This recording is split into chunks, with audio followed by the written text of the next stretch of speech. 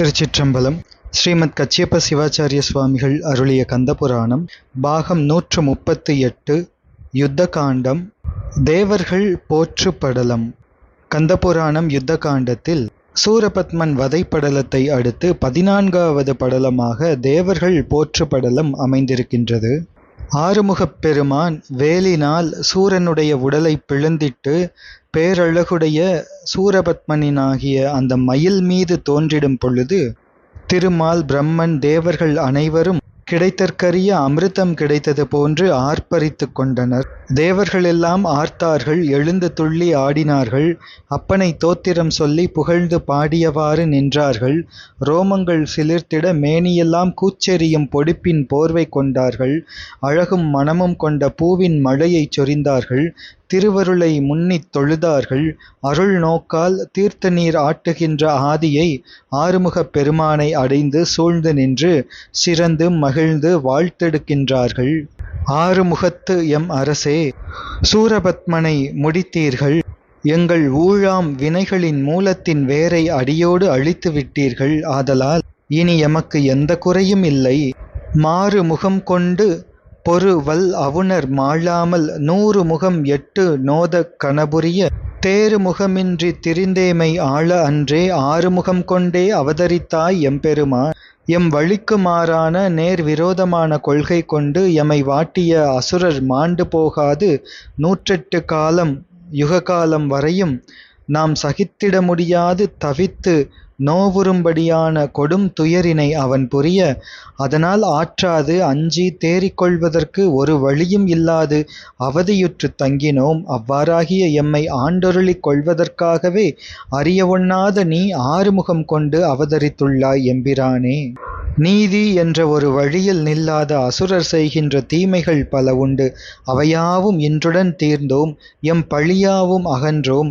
எமது வேத நெறியை முன்னைய செல்வ வளங்களோடு பெற்றுக்கொண்டோம். எந்தை பெருமானே, எமக்கு ஏதும் ஒரு குறையும் இனியில்லை.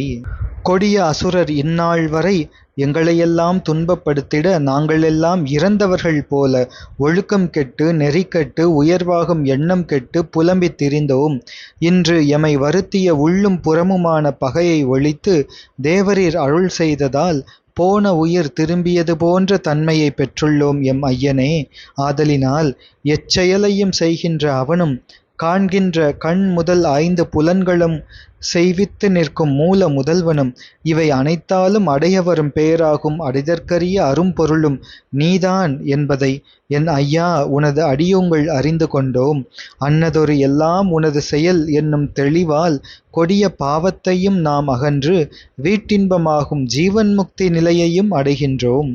இனி தேவரீரிடத்து எதையும் நாங்கள் வேண்ட மாட்டோம். தங்கள் திருவடிக்கே தொண்டு பூண்டோம். தேவரீர் ஒருவரையன்றி பிறர் ஒருவரை எக்காலமும் புகழ மாட்டோம் என்று இவ்வாறெல்லாம் கூறியருளி எல்லா தேவர்களும் இனிதுடன் ஆறுமுகப் பெருமானை போற்றி செய்கின்றார்கள். பெருமையாகும் பேரருள் கொண்ட கூறிய மூவேல் ஏந்திய குமரப் பெருமான் அவற்றை கேட்டருளி அங்கு துதித்து நின்ற திருமால் பிரம்மன் முதலான அனைவருக்கும் தனது தலையாய பேரருளினை புரிந்தார் என்று தேவர்கள் போற்றும் படலம் இவ்வாறு நிறைவடைகின்றது. யுத்த காண்டத்தில் 15வது அடுத்த படலமாக இரணியன் புலம்புரு படலம் அமைகின்றது. இவையெல்லாம் நிகழ்ந்தவுடன் வீர மகேந்திரபுரத்து அசுரர்கள் சிலர் விரைவாக ஓடிச் சென்று பத்மகோமளையிடம் நடந்ததையெல்லாம் சொல்கின்றார்கள். சூரபத்மன் கந்தக்கடவுள் செலுத்திய வேலினால் இறந்து போயினான் என்பதை சொன்னார்கள். அதை கேட்ட பத்மகோமளை இடியேறு விழுந்த பாம்பு போல கடும் துன்பம் கொண்டாள். அந்த மகாலட்சுமி போன்று இருக்கின்ற பத்மகோமளை தன் உயிரை விட்டு நீங்கினாள். சூரபத்மனது மற்றைய மனைவியர்கள் அந்த வார்த்தை கேட்டவுடன் அழுது புலம்பினார்கள். ஒரு நெருப்பு குண்டத்தில் தேவதச்சனினுடைய மகள் பத்மகோமளையின் உடலை முன்னே சேரும்படி இட்டார்கள். தாங்களும் அந்த நெருப்பிலே விழுந்தார்கள். இது இவ்வாறு இருக்க தந்தை இறந்ததும் சேவலும் மயிலுமாக முருகப்பெருமான் பக்கத்திலே வந்ததையும் கண்டான் இரணியன். மனம் நொந்தான், புலம்பினான். தந்தையே, நன்று என்பதை உணராமல் இருந்தாயே. நான் உரைத்த வாசகங்களை சிறிதளவேனும் கேட்டாயில்லையே. நீ இப்படி இறக்க வேண்டும் என்பதற்கா போரிட்டாய்? திருக்கையில் ஆர்ந்திடும் நெருப்பை ஏந்திடுகின்ற நெற்றிக்கண்ணுடைய பெருமான் சிவபெருமான் தந்த வரம் அழிவில்லாதது, அது மெய்யாகும், ஒரு காலம் அழிவில்லாதது. ஆனால் அது பொய்யாகும் வண்ணம் அவருக்கு புதல்வனாக அவதாரம் செய்த ஆறுமுகப் பெருமான் அவரே உனக்கு யமன் ஆயினாரே. நில்லாத இந்த உடலை நிலையாகும் என்று நான் எண்ணி பல்லோரும் கண்டு பழிக்கும்படி உனக்கும் சொல்லாமல் நான் அகன்று வந்துவிட்டேன். நீ இறந்த பின்பு இங்கு வந்தேன். அந்த நாராயணனும் இந்திரன் முதலான கடவுளர்களும் யாவரும் நீ வாழ்வாயாக என்று நித்தமும் வழுத்தி போற்றிட, சிவபெருமான் திருக்குமரனினுடைய தேரிலே கோழிக்கொடியாக நின்று உனது விழா ஒடியும்படி சிறகடித்து கூவுகின்றாயோ. அண்டங்களில் உள்ள உயிர்களெல்லாம் அனைத்தும் வணங்கிட, அதனால் சிறப்புற்ற திருவடிகளை கொண்டு வீற்றிருந்த நீ இப்பொழுது வெற்றி மாலை சிறந்து விளங்கிடும் வடிவேலை கையில் கொண்ட முருகப்பெருமானை தோகை மயிலாக நின்று சுமக்கின்றாயோ. ஆறுமுகப் பெருமான் கடவுள் அல்ல குழந்தை என்று சொல்லிய நீ தோற்ற பிறகு மயிலாக இப்பொழுது சுமக்கின்றாயே. எனவே நீ உண்மையில் இறக்கவில்லை. எனவே உனக்கு ஈமக்கடன் செய்வதற்கும் பேறு இல்லாமல் நான் போனேனே. எனது உயிரை போரில் போக்கிடாமல் பேணினேனே. இவ்வாறெல்லாம் சூரபத்மனின் மகன் இரணியாசுரன் நின்று புலம்பி அழுது தளர்வுற்று நெடிதே பெருமூச்சு விடுத்து, பூதங்கள் இப்பொழுது என்னை பார்த்தால் தங்கள் கோபத்தினை தீர்த்திடுவர் என்று நினைத்து சமுத்திரத்தில் பழையது போல மறுபடியும் புகுந்து கொண்டான். பழையபடியே கடலில் புகுந்த இரணியாசுரன் சுக்ராச்சாரியாரிடம் அக்கணமே சென்று இறந்து போன தமது தந்தைமார்க்கும் தகுதியுடைய தன் சகோதரருக்கும் தாய்மார்க்கும் ஏனையவர்களுக்கும் செய்ய வேண்டிய சிறப்பு மிகுந்த கடன்களை விதிமுறையோடு செய்து முடித்தான். பின்னர் இரணியாசுரன் பகைவரை தாக்கி போர் புரிந்த அசுரருக்கு நேர்ந்த நிலைமையை பார்த்து உணர்கின்றான். இந்த வாழ்க்கையானது துயரத்திற்கு ஒரு வித்தாகும் என்று தனது செல்வமுடைய வாழ்வை இனி வேண்டாம் என்று வெறுத்தான் இரணியாசுரன். ஆதியான பெருமானை உள்ளத்துள்ளே நோக்கி அறிந்து நற்கதி அடையும்படியாக தவம் செய்தவாறு அங்கே இருக்கின்றான் இரணியாசுரன். இவ்வாறு இரணியாசுரன் புலம்புறு படலம் நிறைவடைந்தது. இனி யுத்த காண்டத்தின் 16வது படலம் மற்றும் நிறைவு படலமாக இருப்பது மீட்சிப் படலம். அது பின்வருமாறு. மயில் மீது அமர்ந்தருளுகின்ற நெடுவேலை கைக்கொண்ட ஆறுமுகப் பெருமான் வீரபாகுதேவரை நோக்கி சொல்லி அருளுகின்றார். வீரபாகுவே, சூரபத்மனால் சிறையில் அடைக்கப்பட்டு வைத்த, அதனால் துன்புற்றிருக்கின்ற ஜெயந்தன் முதலான தேவர்கள் எல்லோரையும் மீட்டுக்கொண்டு இங்கு வருவாயாக என்று விளம்பி அருளினார். அதை கேட்டு ஐயனே நன்று என்று கைகூப்பி தொழுது மிக்க மகிழ்ந்து எம்பிரானை தொழுது விடைபெற்று கொண்டு சூரபத்மனின் வீர மகேந்திரபுர நகரத்திற்கு சென்றார். வீரபாகுதேவர் சிறைச்சாலைக்கு செல்கின்றார். அங்கே இந்திரகுமாரன் ஜெயந்தனும் தேவர்களும் தங்கள் பாதத்தில் பூட்டிய விலங்குகள் நெறிந்திட தமது கைகளை உச்சியில் குவித்து வணங்கினார்கள். எங்கள் சிறைப்பட்ட துயர்தீர எழுந்தருளி வந்தனையோ என்று எல்லோரும் ஆர்ப்புடன் உற்சாகம் கொண்டு எழுந்து கூற, ஆறுமுகப் பெருமானின் இளையவர் வீரபாகுதேவர் சொல்கின்றார். வானுலகில் வாழ்ந்திட்ட தேவர்களே, நீங்கள் எல்லோரும் வாருங்கள் வாருங்கள். உங்களை இதுகாரும் அயர்வுற்று துன்புற வைத்த இந்திரமா ஞாலத்தேருடைய கொடிய சூரபத்மனை அசுரச்சேனை முழுவதோடு எங்கள் பெருமான் வேலால் சம்ஹரித்தார் என்று வீரபாகுதேவர் கூறிட, தேவர்களெல்லாம் மகிழ்ச்சியடைந்தார்கள். தங்களது விலங்குகளை மூட்டுக்களை அறுத்துச் சென்றார்கள். வீர மகேந்திரபுரத்தை விட்டு நீங்கினார்கள். வீரபாகுதேவர் தேவர்களையும் தேவ பெண்களையும் ஜெயந்தனையும் அங்கிருந்து அழைத்து கொண்டு போய் போர்க்களத்திலே சேர்ந்து குமரமூர்த்தியின் திருவடிகளை தரிசித்து மும்முறை வணங்கி புகழ்ந்து அற்புதமாய் திகழ்ந்து ஆனந்தமுற்றார்கள். குமாரமூர்த்தி அருளுகின்றார். நீங்களெல்லாம் நன்றியில்லாத சூரபத்மனது சிறையில் பல நாட்கள் துன்பத்தில் மூழ்கி இருந்தீர்கள். இனி அத்தகைய துயரம் ஏதுமின்றி தேவ உலகில் பெரும் செல்வத்துடன் நன்றாக வாழ்ந்திடுவீர்களாக என்று அருளினார். இந்த வார்த்தையை கூறி அருளவே தேவர்கள் எல்லோரும் களிப்படைந்து நாம் எல்லோரும் உய்ந்தோம் என்று எம் அரசே ஆறுமுகனே என்று கூறி தொழுகின்றனர்.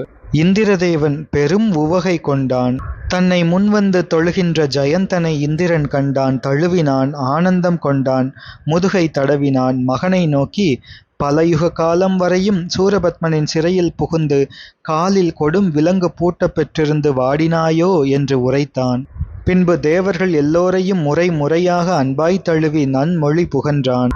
அது நாள் வரையில் சூரபத்மனுடன் புரிந்த போரில் இறந்து போன பூதங்களான சேனைகள் முழுவதும் உயிர் பெற்று வந்து அவ்விடம் வருமாறு தமது திருவுள்ளத்துள் ஆறுமுகப் பெருமான் சங்கல்பித்தார். உடனே இறந்திட்ட பூதங்களெல்லாம் உயிர் பெற்று எழுந்து எம்பெருமானிடம் வந்து சேர்ந்தன. பூத சேனைகளெல்லாம் ஆர்ப்பரித்தன.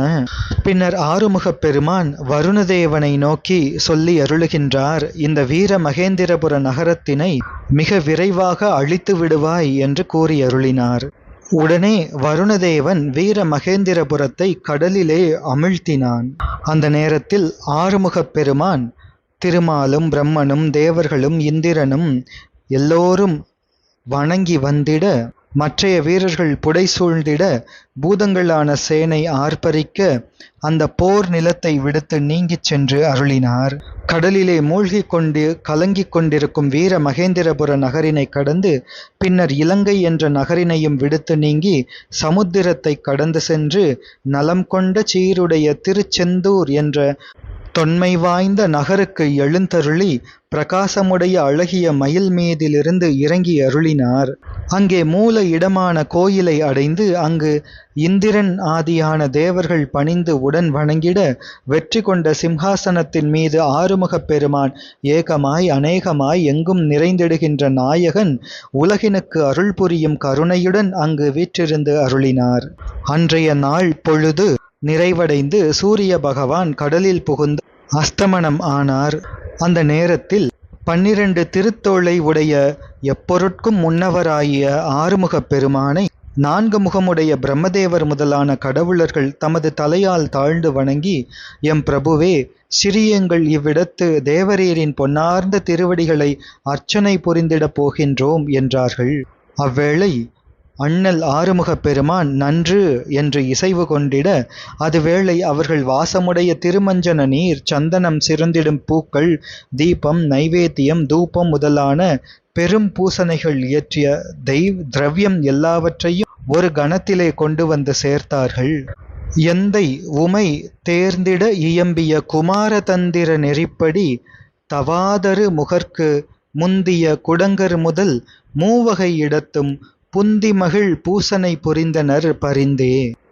எந்தை பெருமான் சிவபெருமான் உமையம்மையாருக்கு ஒரு காலத்திலே உபதேசித்தது குமாரதந்திரம் என்ற ஆகமம். அந்த ஆகம விதிப்படி தவறுதல் ஏதும் இல்லாமல், பிழைகள் ஏதும் இல்லாமல் ஆறுமுகப் பெருமானுக்கு கும்பம், ஸ்தம்பம், பிம்பம் என்ற 3 இடத்திலும் மனமகிழ்வாய் பூஜை செய்தார்கள். குமாரதந்திரம் என்பது ஒரு ஆகமம்.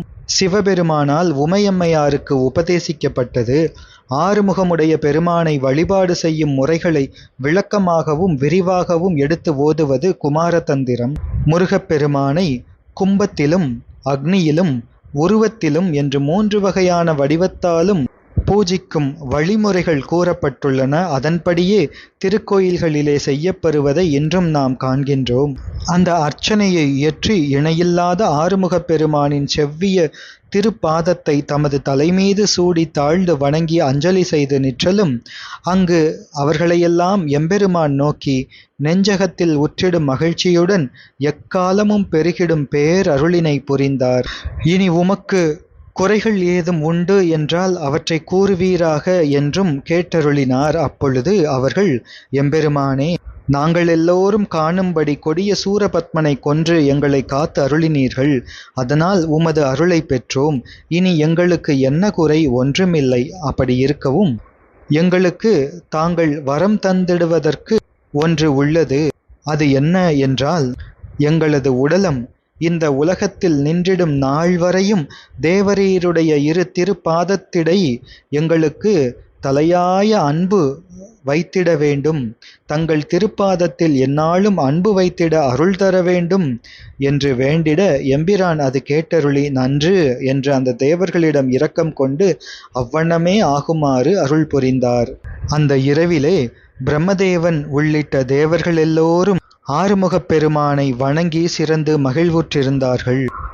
பின்னர் அந்த கொடிய அசுரர் குலம் முற்றாக அழிந்தது போன்று அந்த கொடிய இருள் தரும் இராக்காலமும் மாய்ந்தது. சூரிய தேவன் கிழக்கு திசையிலே உதயமானார்.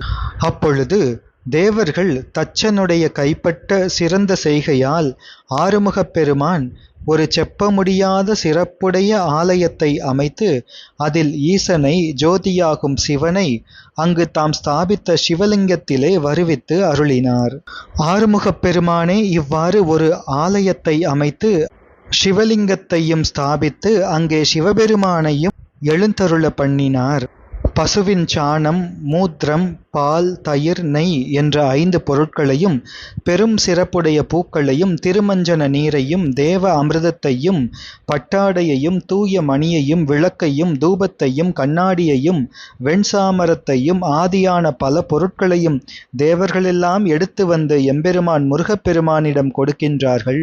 எல்லாவற்றையும் ஒருங்கே உணர்ந்திடுகின்ற அறிவினுள் அறிவாகும் ஆறுமுகப் பெருமான் யாவரும் தொழத்தகுகின்ற ஈசன் அருளிய வேத ஆகம நூல்களின் தொடர்புகளை நாடி உணர்ந்து மிகவும் மேன்மையாகும் நெற்றிக்கண்ணுடைய நின்மலமாகிய சிவம் என்ற ஜோதியின் திருவடி மலர்களை வழிபாடு புரிந்தார்.